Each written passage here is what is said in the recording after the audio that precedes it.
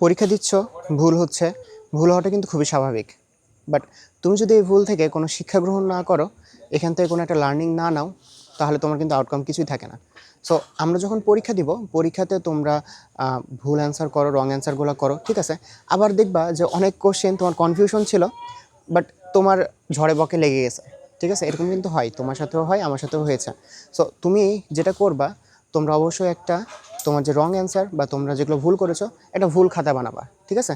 So ওই যে ভুল খাতাটা তুমি তোমার যে সাবজেক্ট ওয়াইজ বানাইতে পারো।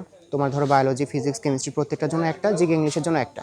দেন আবার তুমি চ্যাপ্টার ওয়াইজ ছোটো ছোটো পোর্শনে ভাগ করে ফেলবা। যে চ্যাপ্টারে তুমি ভুল করবা, সেই চ্যাপ্টারের ওই পোর্শনে তুমি ভুলটা দাগায় রাখবা বা লিখে রাখবা।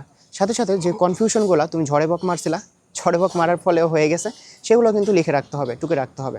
সো তোমার যে ভুলগুলো হচ্ছে, ভুলগুলো থেকে শিক্ষা নাও। ভুলগুলো যাতে দ্বিতীয়বার না হয়, তাহলে দেখবা যে তোমার একটা ভালো আউটকাম আসতেছে।